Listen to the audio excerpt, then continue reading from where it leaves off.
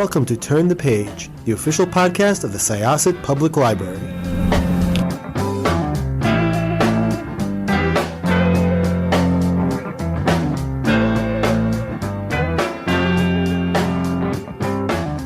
Hi, welcome to Syosset Library Turn the Page podcast. This is Jessica. I'm hosting you today, and actually I'm hosting an author today. And why don't you let's just jump into this. Tell us spontaneously. Tell us who you are and tell us about Spontanea and also about some of the other stuff you do. Okay. I'm Carl Paolino. That's who I am. And I've been in the entertainment industry for, dare I say, 40 years. So I've worked on TV commercials, Broadway shows, couple of TV series, 2 series I co-produced. They were all animated, what we call stop motion animation. So I'm not sure the age, target age you have of your podcast, but if anybody remembers Celebrity Death Match, I 110% remember Celebrity Death Match. I loved Celebrity Death Match. For those of you who don't know, Celebrity Death Match was it was on MTV, right? Yes. And it was this stop motion animation thing, a show where, and it was very short, but it was like, you'd have these celebrities and like the term celebrity, I guess, I mean, like the term celebrity is now, it's loose, like someone could be a celebrity for numerous reasons, or someone could be famous for being famous or famous for being infamous. But basically they'd get into like they'd get into a wrestling ring. Yeah. And they would just beat the out of each other. And man, was that kind of amusing to watch. It was fun. The challenge for me was MTV came to me and said, how do we make this many puppets in a very short period of time? Because the idea was that we would go through, I mean, when you make a puppet, it basically gets destroyed in the process of animating it. So the question was, how can we make that many puppets that quickly to make a half-hour TV show? So I created a production line, and some of the characters are made in clay. Some of them are made of foam rubber. So arms could be ripped off, and then there was like blood shooting, but that was usually like cartoon animated. It was drawn in and put over. So I created a production line so that weekly we were delivering, a dozen or so puppets to them over a couple of years. So we made hundreds of puppets for them. And then I did another TV series after it, which was very similar. That's what that character was from. I have another one here. I'll just bring it over. So this was a Britney Spears character that we made. And so we kind of like improved the process with the next series. And it's gone through a number of title changes. So I'm not even sure what it's called now. You could probably find it on the internet somewhere. But that's been my commercial experience. I mean, I've done work for Disney and Nickelodeon and MTV and Cartoon Network and everything. I've done some Broadway shows. We've made everything from costumes and props and prosthetic makeups, kind of like the stuff you'd see on Star Trek. We actually glue things to people's faces and make them look like monsters. So we've done a lot of different things, and it's been something that's led me to up to pre-COVID. And then as COVID happened, even my teaching career kind of like stagnated. I've been an adjunct professor at School of Visual Arts for I guess a little over 20 years. And then as COVID happened, everything was like, we're going to teach at home. So from a computer, we're going to teach you how to sculpt things and make things. And that, of course, is insane. It was like, this can't be done this way. So did that for a while. And during this, I decided to go back to something I've loved since I was a child, which was create a comic book. So I started doing a lot of research, and then I came up with that's my first book right there, is Spontanea. You can also see it behind me there. And I wanted to create a story that had, a lot of words in it. Because if you went into a comic book store today, it's a very unusual thing. The vast majority of the comic books don't have a lot of words. It's mostly pictures. It's artist driven, which is great. I love art.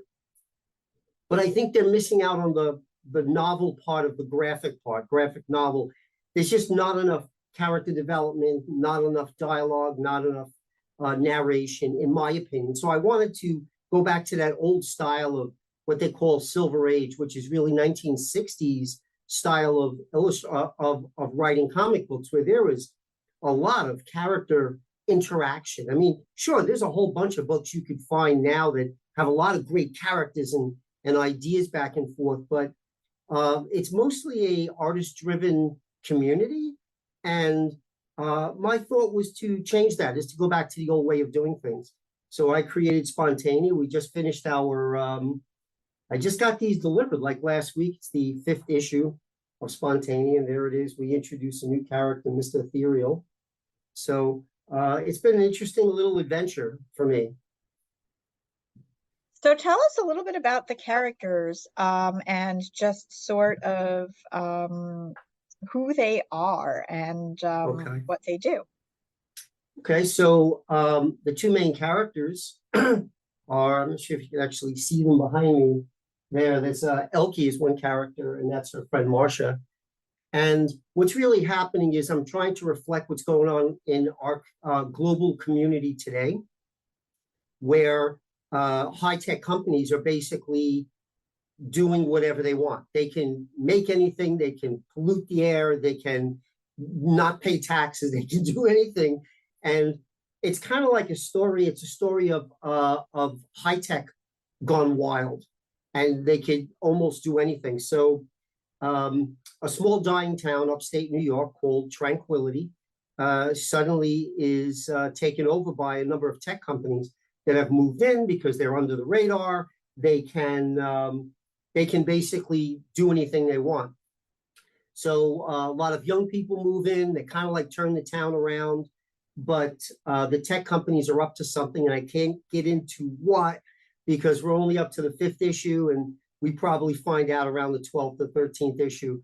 But in answer to this call is the character Spontanea, which is not just one person. It's a group of people who've gotten together to utilize some of the high-tech equipment that the billionaire tech companies have and bring it onto the street. It's what we call in a superhero world, they call it street-level superhero. So it's not big Superman flying through the air, laser beams coming out of his eyes. It's not that kind of thing. It's more of a Daredevil, down to earth. If you ever watch Daredevil on Netflix, it's probably the best example of a street level superhero character.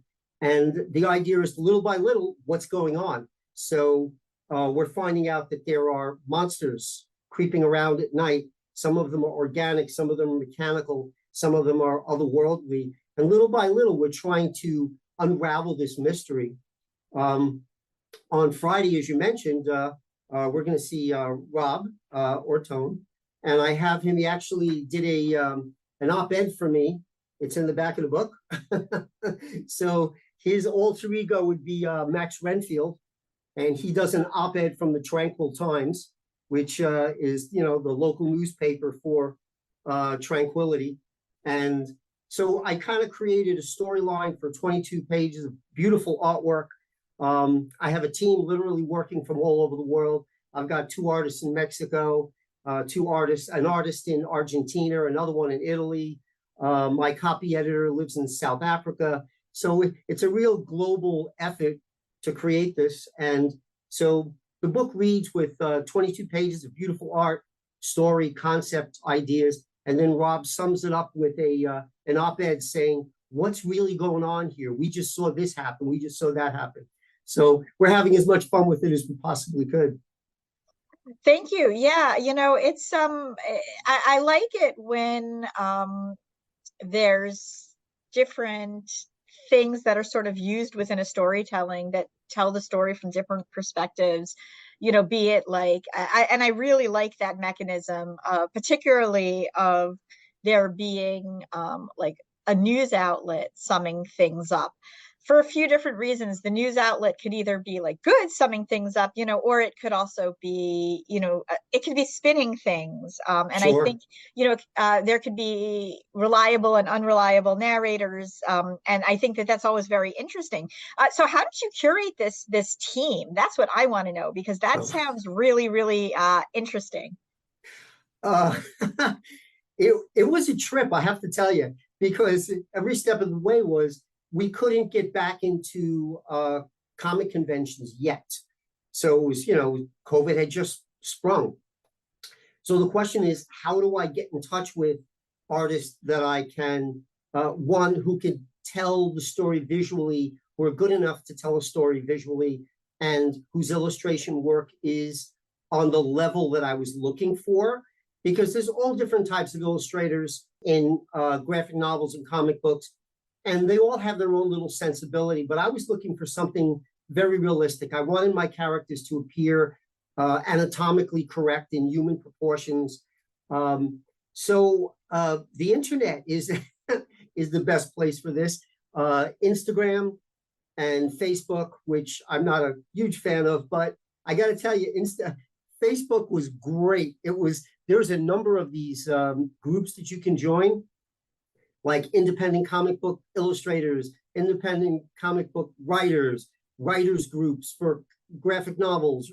And the funny thing is, most of the writers also write novels, but they're also so into comic books because that's what they grew up reading, So it was a matter of just getting on the internet and looking up as many things as I could.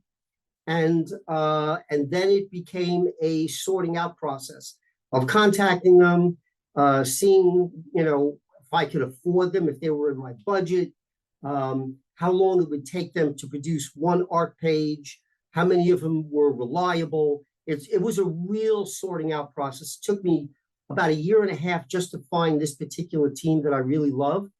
They're good, hardworking people, very reasonable, very easy to get along with, very talented. So that's basically the process. And because it's a global community, the only problem I really had was like talking to someone who lives in Italy, and Martine is about 7 hours ahead of me, and then I'm talking to an artist in Mexico, and he's maybe 2 or 3 hours behind me, and just trying to get everyone on the same page that's been the most difficult thing. But on my last two TV series, I work with writers and producers in Hollywood, and that's only 3 hours behind us. But you would think 3 hours, oh, that's not a big deal.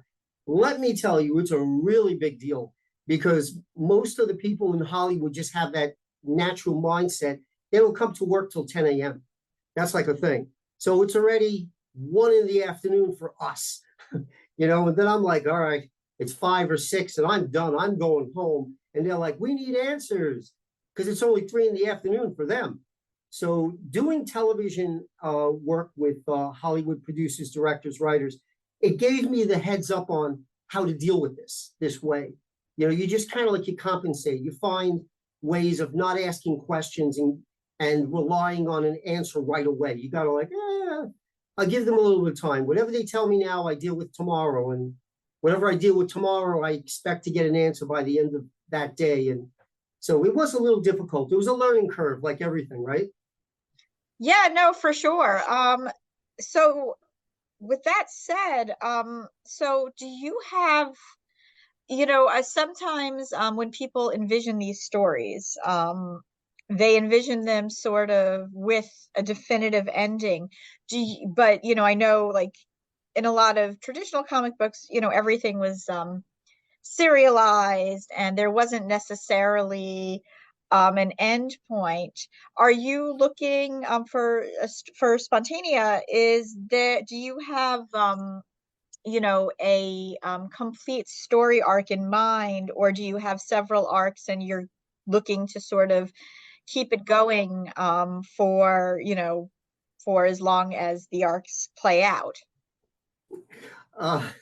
Yeah, interesting question. Again, this is like one of the many things that I went over in my head, like, how do you go about doing this? I'm looking at a definitive number of issues for sure, but because I think the story can be told more or less in real time, that my characters start, they're 17, the main characters, there's other characters in their early 20s, they're already working for the tech company. To me, there is a natural progression of about 2, 3, 4 years at the most, and then we end that part of the story. So my goal is to create spin-off ideas in the first, like every 10 issues or so, and then follow that to a natural conclusion. So yeah, the Spontanea will definitely go. I'd love for it to go 100 issues, but let's see what happens. I just finished the 14th issue here. There's still a lot of material that needs to be covered, but I'm thinking any story like this, if you approach it in a more realistic way, a street level superhero, I think you can only take it so far. And naturally, what happens in the process is you start to learn about things like, a short time ago, it was so hard to figure out who a superhero was, who their alter ego was, who was pretending to be this Cape Crusader. Now we've got cameras everywhere. Like, how do you fight that? Everybody has a phone in their pocket, which is basically a spy. And, we know where everybody goes. We know what they buy. We know what they do. We know what they look at. We know what, how do you fight that issue? So little by little, the characters where more and more people are finding out who the Spontanea is, who's under the mask. So you get to a certain point where it's like, you can't hide it anymore. And I don't think I want to. I think along the way, I want to create other storylines and then go off and do those and let this be whatever I end up doing, 50 or 100 issues. And it's like, that's it. You're not getting any more.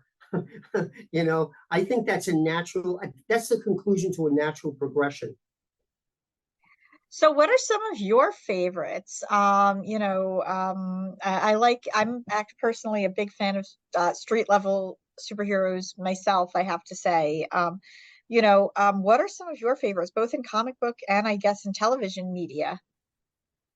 Sure. It's funny. We've been trading emails now I think today alone, we went back and forth about 20 times. And as I'm scrolling down, I noticed a line and I'm like, I never put that there. I wonder if you wrote that. And it was are you talking about my serial experiments, Lane? Yes. I have that in my, whenever I send anything from my my iPhone, my signature is from an anime called Serial Experiments Lane. I've seen it. I know yes, it. Yeah, and it's for those who don't, it is extremely eerie. It is from I think the late 90s, and the premise of it is basically that it's set in a world where everybody is basically living on these devices called Navis, and that's what I think the world is that we live in now. So when I was putting a signature in for my iPhone, the opening to Lane is always present day, present time, and then some unknown, I don't know, antagonist or whatever laughs, and it's super creepy, but it seems like the right thing to put on my iPhone signature. Again, having taught college for a little over 20 years, it's so funny because these are people, these young people in their late teens, early 20s, who have grown up on the internet, realistically, and they've grown up with all this tech. So sometimes I'll quote a Humphrey Bogart movie and they look at me like, who's that? How could you not know Humphrey Bogart? So I try to get into their heads, and I know if they're animation students, because I've taught animation students, fine art students, film production, and I'll mention Lane, and they'll be like, we have no idea what that is. It's like, oh, you have to watch Lane. You want to talk about predicting the future from the 90s?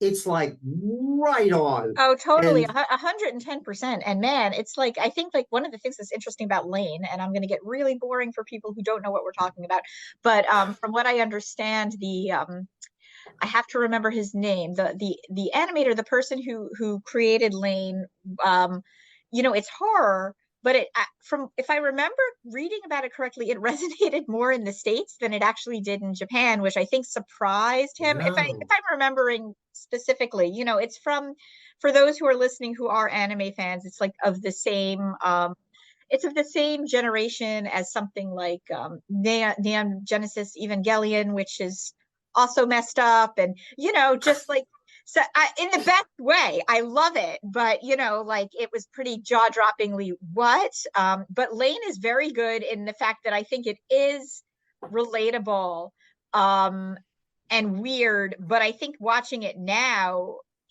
like you said, like it really is predicting the future, especially with all this other stuff that's coming up with, all these crazy AIs Yeah. and things.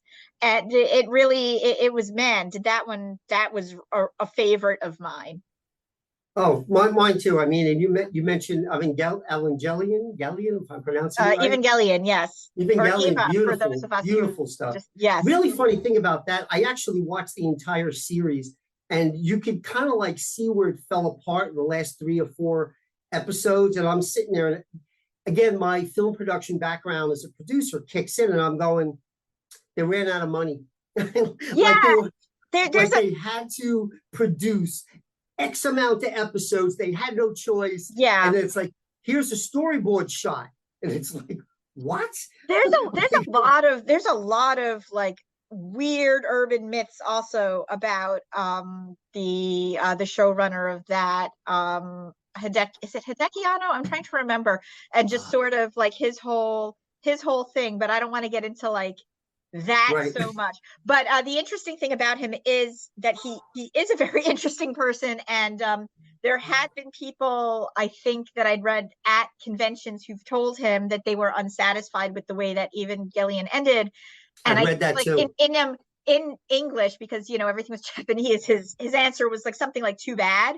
But he did go back and made movies very recently, which are wonderful. And they're like where in the timeline they take place is kind of up into interpretation, but I do highly recommend them.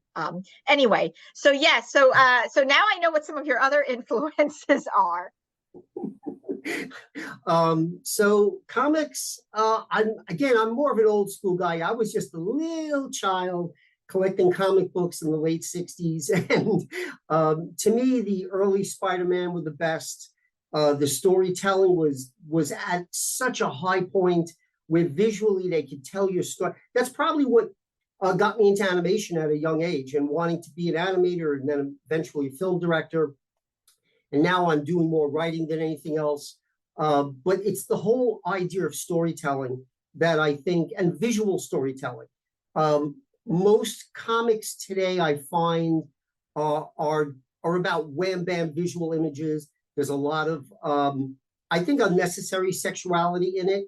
I mean, if it's part of an integral part of your story, it's a different thing. But I think we're missing the whole storytelling.